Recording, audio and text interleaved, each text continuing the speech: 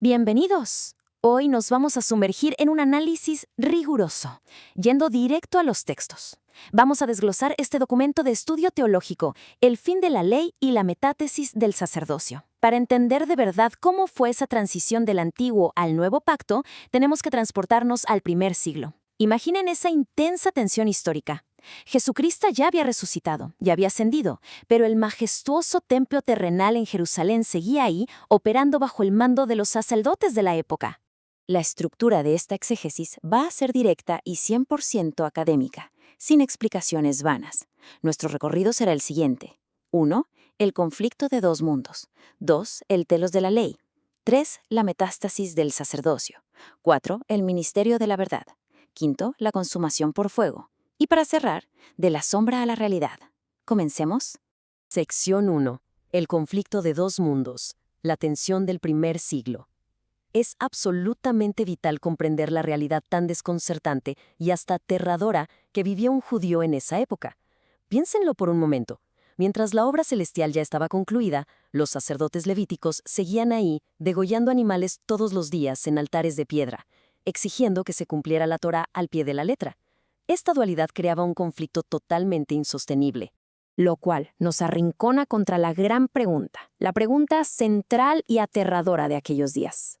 Si el sacrificio de Cristo es perfecto, ¿por qué el sistema de Moisés sigue operando frente a nuestros ojos?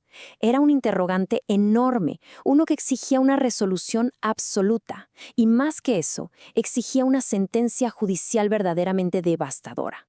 Y es exactamente en este escenario de incertidumbre donde el apóstol Pablo lanza esa sentencia judicial. Vamos a leer la fuente textualmente. Romanos 10:4 dicta, porque el fin de la ley es Cristo, para justicia a todo aquel que cree. Este es un decreto definitivo, contundente sobre todo ese sistema terrenal.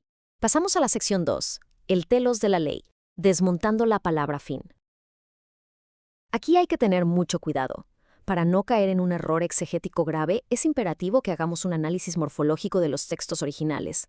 ¿Por qué? Porque no debemos confundir un final profético con una mera destrucción o una cancelación abrupta. La clave aquí, la palabra exacta en el griego original, es telos. Y ojo, telos no significa detener algo porque fracasó o porque salió mal. Significa la meta, el clímax, el destino profético. Imaginen que la ley es como un mapa antiguo, diseñado exclusivamente para llevarnos a un tesoro incalculable. Una vez que se encuentra ese tesoro, que es Cristo, el mapa simplemente ha llegado a su telos. Su propósito ya se consumó. Así que Cristo no es el enemigo de Moisés, para nada. Él es la línea de meta a la que toda la ley de Moisés apuntaba. Ahora, la pregunta lógica es, ¿de qué ley exacta está hablando Pablo en este decreto? Para dejar que la misma escritura se explique a sí misma, vamos a anclar el texto leyendo textualmente Romanos 10:5. Porque Moisés escribe de la justicia que es por la ley, que el hombre que hiciera estas cosas vivirá por ellas. Al decir esto, Pablo está citando directamente el Antiguo Testamento, así que vayamos a la fuente en Levítico 18:5. Leamos textualmente. Por tanto, guardarán mis estatutos y mis ordenanzas, los cuales, haciendo el hombre, vivirá en ellos. Yo soy el Señor. Al citar a Levítico queda académicamente comprobado que la ley a la que le llegó su telos es precisamente ese código legislativo, sacrificial y ceremonial entregado en el Sinaí. Un código que, como sabemos, exigía derramamiento de sangre animal. Esto nos lleva a la sección 3, la metátesis del sacerdocio, el organismo simbiótico.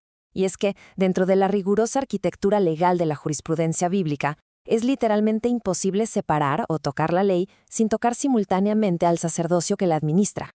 Veámoslo de esta forma. La ley de Moisés y el sacerdocio levítico operaban en conjunto, eran un organismo simbiótico. Todo el sistema legislativo descansaba directamente sobre los hombros de este sacerdocio terrenal de Aarón y Sadoc. Sus destinos y sus jurisdicciones estaban entrelazados de una forma totalmente inextricable.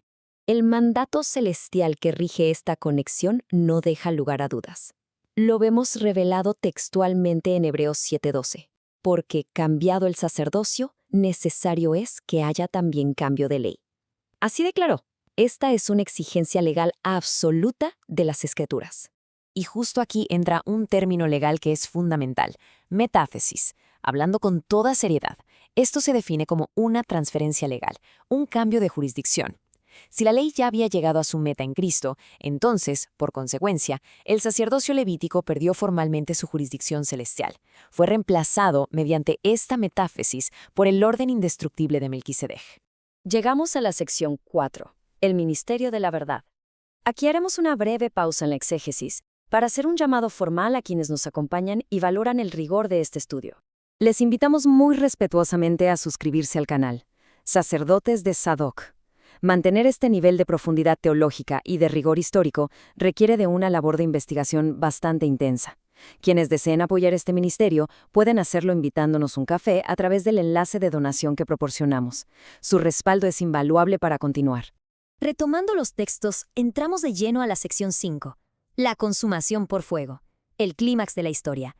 Puesto que legalmente dos pactos no podían coexistir, todo el andamiaje terrenal de ese antiguo pacto tenía que ser desmantelado, y tenía que ser de una manera física y violenta. Esa advertencia de supervivencia solemne y urgente para la iglesia primitiva quedó registrada textualmente en Hebreos capítulo 10, versículos 24 y 25. Leamos. Y considerémonos unos a otros para estimularnos al amor y a las buenas obras, no dejando de congregarnos como algunos tienen por costumbre, sino exhortándonos, y tanto más cuanto veis que aquel día se acerca. Era un aviso claro de un final inminente. Si trazamos la historia, el panorama es impactante. Año 33 ocurre la ascensión de Cristo. Para el año 65 se emite esta advertencia de supervivencia que acabamos de leer en Hebreos. Todo apuntaba a ese día que se acercaba. ¿Y ese día llegó? Llegó de forma brutal en el año 70 cuando las legiones romanas de Tito quemaron el templo. Fue en ese preciso momento histórico donde Dios ejecutó de manera visible, a los ojos del mundo, la sentencia dictada en Romanos 10:4. Así llegamos a la sección final, de la sombra a la realidad. Porque el fuego del año 70 no solamente derribó piedras, ese fuego consumió los mismísimos registros genealógicos. Aniquiló para siempre el pacto de sangre terrenal y marcó el fin absoluto de los sacrificios en la tierra. El resumen de nuestra exégesis es ineludible. Romanos 10:4 es, irrevocablemente, el decreto de defunción del sistema levítico. La sombra le ha cedido finalmente su lugar a la realidad. Ese santuario terrenal es hoy ceniza, y el acceso directo e inquebrantable al santuario celestial está ahora abierto de par en par a través del Rey de Paz. Para concluir este estudio teológico, nos queda una interrogante sumamente solemne que debemos meditar. Dado que el santuario terrenal es ahora literalmente ceniza, ¿se ha de aferrar uno a la sombra del pasado o se dará el paso hacia la realidad indestructible del Rey de Paz? El documento y las escrituras han dictado su verdad. Queda en la conciencia de cada uno la asimilación de esta realidad inquebrantable.